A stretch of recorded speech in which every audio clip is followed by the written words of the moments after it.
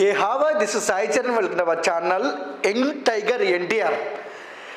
ఈ మాట, ఈ యంగ్ టైగర్ ఎన్టీఆర్ ఈ మాటని వింటే మా సమ్మముగుడు టైగర్ ఇంకా ఎన్టీఆర్ ఫ్యాన్స్ అయితే ఇంకా మామూలు రచ్చ అయితే ఉండదన్నమాట. అండ్ సేమ్ టైం ఎన్టీఆర్ గారు అయితే బాలీవుడ్లో అయితే వార్ టూలో నటిస్తున్న మాట అయితే మనకైతే తెలిసిందే.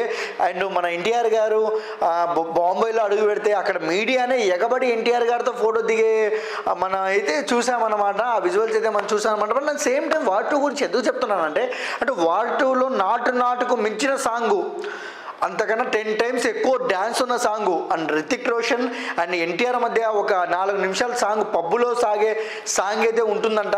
ఈ సాంగ్ చెప్పాలంటే ఎన్టీఆర్ గారు వేసే స్టెప్పులకి అక్కడ ఉన్న కెమెరా డిఓపి గారు, డైరెక్టర్ గారు, సెట్లో ఉన్న ప్రతి ఒక్కరైతే కళ్ళు చెదిరిపోయినాయంటే వాళ్ళకైతే.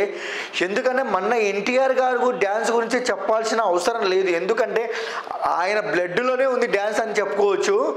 ఆయన పవరే ఒక డ్యాన్స్ అని చెప్పుకోవచ్చు. అలాంటి డ్యాన్సర్ బాలీవుడ్ వాళ్ళనే వణికిస్తున్నారంటే మనం చెప్పుకోవాలి. ఎందుకంటే ఎన్టీఆర్ గారు స్టెప్ వేస్తే రితిక్ రోషన్ అయితే చాలా కష్టపడి అయితే నేర్చుకొని అయితే డ్యాన్స్ అయితే వేయడం జరిగిందనమాట. కానీ రితిక్ రోషన్ గారు, ఎన్టీఆర్ గారు చాలా కష్టపడితే ఒక మంచి స్టఫ్ని అయితే వార్ టూ నుంచి అయితే తెలుగు ఆడియన్స్కి and Tamil, Kannada, pan India లెవెల్లో ఇవ్వబోతున్నారని తెలుస్తుంది. ఈసారి ఎన్టీఆర్ గారు, రితిక్ రోషన్ గారు చేసే అరాచకం మామూలుగా ఉండదని అయితే గట్టిగా వినపస్తుంది.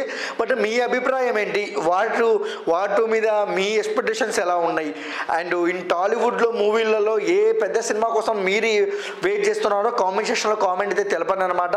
బట్ ఇంకా అప్డేట్స్ ఏమైనా కావాలంటే కామెంట్ సెక్షన్లో కామెంట్ తెలపండి, అలాంటి వీడియోలు మేము చేస్తాం. అండ్ మా వీడియో మీకు నచ్చినట్టయితే please like, share, comment, subscribe and thank you for watching.